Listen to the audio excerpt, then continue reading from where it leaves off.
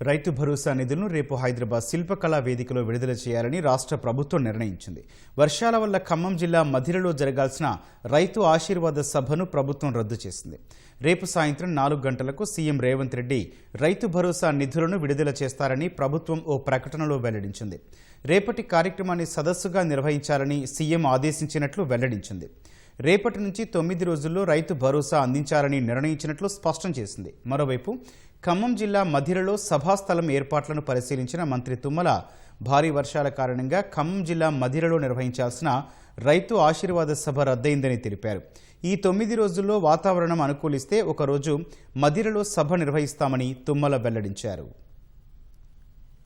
ఈ సభా కార్యక్రమాన్ని తొలి రోజే ఇక్కడి నుంచి మొదలు పెడదాం అనుకునే ఈ కార్యక్రమాన్ని ముగింపు కార్యక్రమంగా, అంటే రైతు భరోసా రైతులకు ఇచ్చేటువంటి కార్యక్రమాన్ని ముగింపు కార్యక్రమంగా వెదర్ ఫోర్కాస్ట్ ఇన్ఫర్మేషన్ తీసుకొని దానికి అనుగుణంగా ఈ సభని నిర్వహించాలని గౌరవ ముఖ్యమంత్రి గారు కేబినెట్ నిర్ణయం చేయడం జరిగింది. రాష్ట్ర రైతాంగం 73 లక్షల మందికి నిధులు సమకూర్చేటటువంటి సభ. గత 10 సంవత్సరాల్లో వాళ్ళు చేయలేనటువంటి కార్యక్రమాలు జరుగుతున్న రీతిలో, ఇందాక మీకు చెప్పాను, వాళ్ళు 10 సంవత్సరాల్లో 72,000 కోట్లు రైతు భరోసా ఇస్తే బట్టి గారు 36,000 కోట్లు 2 సంవత్సరాలన్నరలో చేశారు. 2.5 సంవత్సరాలు ఉంటుంది.